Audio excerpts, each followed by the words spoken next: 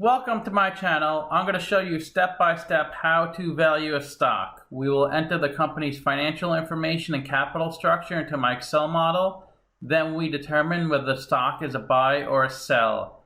At the end, we analyze and calculate the financial ratios. I'm doing this with you throughout the entire video, so it's like we're doing it together. I answer every single comment, so please ask a question. The company we're going to look at today is Tegna. And Tegna owns and operates 66 television stations. Let's get started with the model. This company has a market cap of $2.7 billion. So that's the value of the company according to the stock market. Let's see what they're trading at. $12.27, so that's one share of stock. And the way you value a company is you estimate the future free cash flows, and then you discount that number back to today's value. And that's exactly what we're doing in this video. And now I'm going to pull their actual free cash flows. And free cash flow is cash flow from operations minus capital expenditures. Then we need the net income. That's a profit and loss, and that's on the income statement. And the income statement includes non-cash items like depreciation.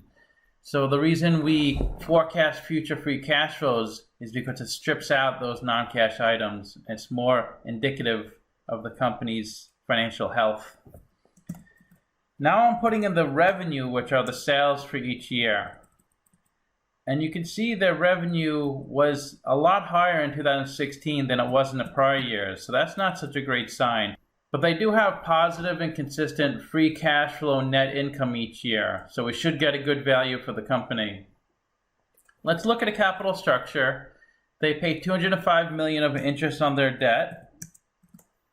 Let's go to the balance sheet, see how much debt they have. We'll go to liability section. And no current debt. Long-term debt of $4.2 billion. That's debt due after 12 months. Since interest payments are tax deductible, let's get their effective tax rate. Income before tax of $376 million. Income tax of $89 million. Effective tax is 24%. Cost of debt is 3.75%. Let's get the beta so we can figure out the cost of equity. The beta is how volatile the stock is relative to the market. And they have a beta of 1.38, so the stock is a little more volatile than the market. We also need their current assets so we can calculate the current ratio later. Current ratio is current assets over current liabilities. And we'll go to the balance sheet to get that information. And the current assets is $707 million. And let's see what that's made up of. $29 million cash, $581 million of accounts receivables, and $49 million of other. Current liabilities is $361 million, and that's $52 million of accounts payable, $3.3 million of taxes payable, $106 million of accrued liabilities.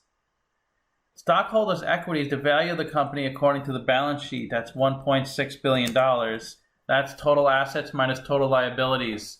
That's $324 million of common stock, $6.7 billion of retained earnings. So they've been operating profitably in the past, and negative $142 million accumulated other comprehensive income. Let's go back to the income statement and get their operating income. That's $554 million. Let's look at a capital structure. 72% debt. Cost of debt is 3.75%. 28% equity. Cost of equity is 13%. And the WACC is 6.27%, which is a blend of cost of debt and cost of equity. And that's a discount rate we're going to apply to the future cash flows. We estimated 4 years of future free cash flows. We also estimated terminal value, which is all cash flows past year 4. That's $6.4 billion. Then we had to discount those numbers back to today using the weighted average cost of capital. That's here in green.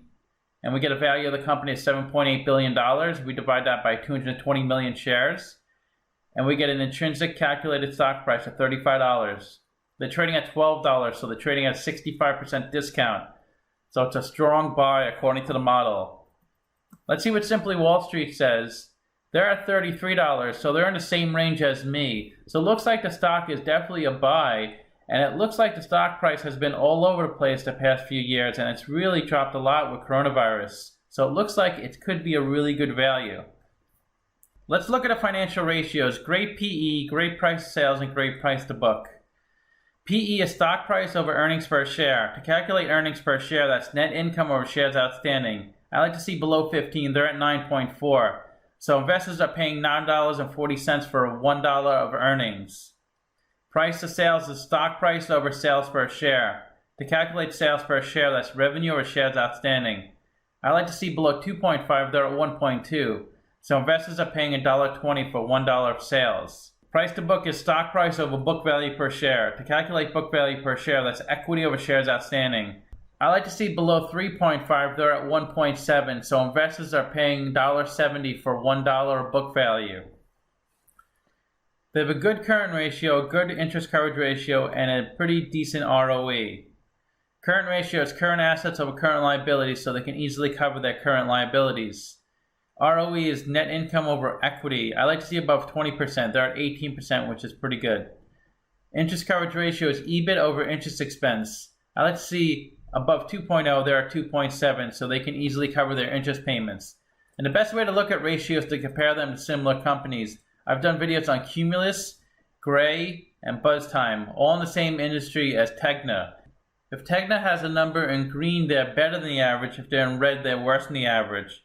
They're worse in every ratio except ROE, which they're the best in. That's an important ratio. And market cap, they're also the highest at $2.7 billion. So let me know what you think of the video, what you think of this industry, and leave a comment. I answer all comments. Thanks for watching.